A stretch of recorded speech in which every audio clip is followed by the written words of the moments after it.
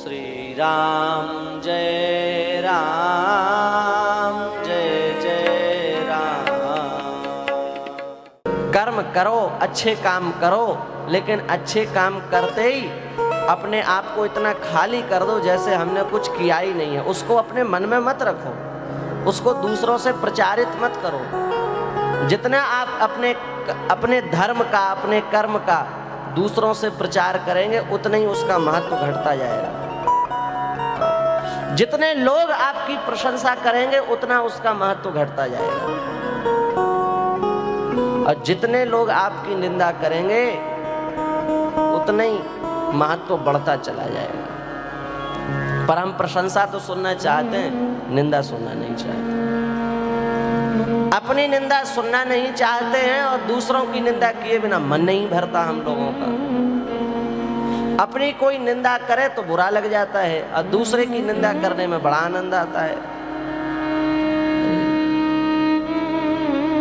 देखो, हमारे शास्त्रों में लिखा है, यत् अधर्म कृतम स्थानम सूचकस्यापि तद्भवेत्। बहुत ध्यान देकर के सुन लो, बहुत अच्छी बात है, इसको पकड़ लो। आज किसी व्यक्ति ने कोई पाप कर दिया हो और उस पाप की यदि हम किसी के सामने, किसी दूसरे व्यक्ति के सामने बाद में जाकर के बुराई करते हैं उस व्यक्ति के पाप की या उस व्यक्ति की, तो उस व्यक्ति का पाप आप में आकर के ट्रांसफर हो जाएगा। गलत कर्म करने वाले को जो पाप लगता है, वही पाप गलत कर्म करने वाले की चुगली करने वाले को लगता है। ये बिल्कुल पक्का है। निंदा करने वाले में जिसकी निंदा कर रहा है उसके पूरे पाप चले जाते हैं। इसलिए कोई निंदा करे तो दुखी मत हो, खूब प्रसन्न हो जाओ। निंदा में दुखी होने की आवश्यकता नहीं है। पुराणों में एक कथा आती है, एक राजा था और उसने 1000 ब्राह्मणों का भोजन रखा अपने यहाँ, 1000 ब्राह्मणों का। और कुछ संयोग रहा होगा, रसोइये से थोड़ी सी भूल हो गई, उस खीर में सर्प जो है वो विष उगल करके चला गया और न रसोइये को पता चला और न राजा को पता चला और विषैली खीर बन गई। और राजा ने तो बहुत श्रद्धा से ब्राह्मणों को बुलाया था, सबको बैठाया, सुंदर पंगत कराई और महाराज करा था अच्छे के लिए, हो गया बुरा, वो सब ब्राह्मण मर गए, सब भगवान के धाम चले गए। राजा तो बहुत दुखी हो गया, बोले एक ब्राह्मण की हत्या हो जाए तो जीवन में उसका कोई प्रायश्चित नहीं होता है। हमने तो हजार ब्राह्मणों को मार डाला, हम तो पता नहीं अब हमारा तो कल्याण होना ही नहीं है, पक्का समझ गया राजा। अब बोले अब कल्याण होना ही नहीं है तो राजपाट लेकर के क्या करेंगे। तत्काल उसने राजगद्दी छोड़ी, गंगा जी के किनारे चला गया और बोले अब जितनी श्वासें बची हैं भगवान का नाम लेंगे, अब जो होगा सो होगा। इतनी बड़ी गलती हो गई, इसका कोई प्रायश्चित तो हो ही नहीं सकता। राजा नदी के किनारे आ गया और संयोग की बात है, किसी ब्राह्मण देवता के कन्या का विवाह था। उस ब्राह्मण के पास धन नहीं था तो वो राजा के पास आया।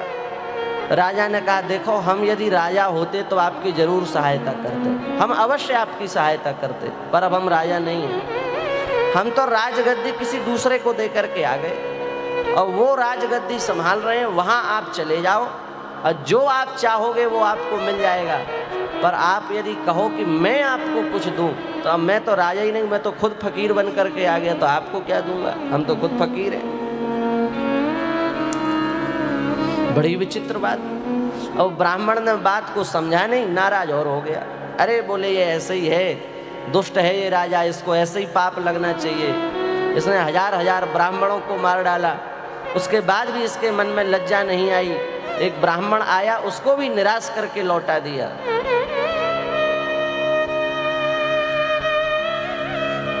उस दिन ब्राह्मण निंदा करके चला गया, उससे अगले दिन अप्सराएं वहीं बगल में गंगा जी थी तो स्नान करने के लिए आई। तो उन अप्सराओं की चर्चा चल रही थी आपस में कि स्वर्ग में एक बहुत बड़ी बैठक हो रही है। 3 दिन से लगातार बैठक चल रही है और बैठक इसलिए चल रही है कि राजा ने 1000 ब्राह्मणों को मारा है, उसका पाप किसको लगेगा, इसका निर्णय नहीं हो पा रहा है। कई आचार्यों ने परामर्श दिया, कई आचार्यों ने निर्णय दिया कि राजा को लगेगा, लेकिन राजा को तो लगेगा नहीं, क्योंकि राजा ने जानबूझ करके तो कोई मारा नहीं है बेचारे ने, वो तो अच्छे के लिए बुलाया था उसने। तो बोले रसोइये को लगेगा, बोले रसोइये को भी नहीं लगेगा, क्योंकि रसोइये ने थोड़े जहर मिलाया है। तो बोले सांप को लगेगा, तो बोले सांप को क्या लगेगा, वो तो पहले से ही दुर्गति में है, उसकी क्या दुर्गति होगी। पुण्य और पाप तो मनुष्य को ही लिए है, सांप और बिच्छू के लिए थोड़े। तो एक अप्सरा बोली आज निर्णय हो गया। तो राजा ने कान खड़े कर लिए कि निर्णय क्या हुआ ये तो पता चले। बहुत ध्यान दे करके सुने। राजा ने कान खड़े कर लिए कि निर्णय क्या हुआ। उस अप्सरा ने कहा कि ये जो ब्राह्मण देवता आए थे, इन्होंने राजा के उस पाप कर्म की निंदा कर दी, तो सबने मिलकर के निर्णय दे दिया कि उन 1000 ब्राह्मणों की हत्या का जो पाप है वो इन्हीं ब्राह्मण देवता को लगेगा। राजा के माथे पाप नहीं जाएगा। राजा की निंदा करने वाला, राजा की जगह जगह पर आलोचना करने वाला ये जो ब्राह्मण है, इसी को राजा का पूरा पाप इसी के माथे चढ़ गया। कहने का तात्पर्य क्या है? बस कहने का तात्पर्य यह है कि राजा को पाप नहीं लगा, लेकिन राजा की निंदा करने वाले को पूरा पाप चला गया। क्योंकि पाप करने वाले को जो पाप लगता है, यदि उस पाप की कोई कहीं जाकर के निंदा करे, चुगली करे, आलोचना करे, तो उसमें भी वह पाप चला जाता है।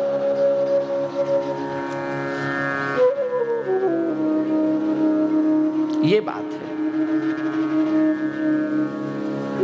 इसलिए भैया किसी की निंदा करने की आवश्यकता नहीं है, किसी की चुगली करने की आवश्यकता नहीं है, किसी की व्यर्थ चर्चा करने की आवश्यकता नहीं है, हैं? अपनी बात अपने तक रखो, दूसरों के सुनने की आवश्यकता नहीं है। अपने काम में लगे रहो, भगवान का स्मरण करते रहो। हमारे श्री भक्तमाली जी महाराज, उनके पास कोई आ जाता मान लो निंदा आदि करने के लिए, तो अपना कापी पेन उठाते थे और उसमें सीताराम सीताराम लिखने लगते थे। तो जो निंदा करने आता था वो सोचता था कि ये तो हमारी बात सुन ही नहीं रहे हैं, तो सुन ही नहीं रहे हैं तो क्या सुनाए, तो वो बेचारा चला जाता था। निंदा करने वाला आपके सामने तब निंदा करेगा जब आप रस लेंगे।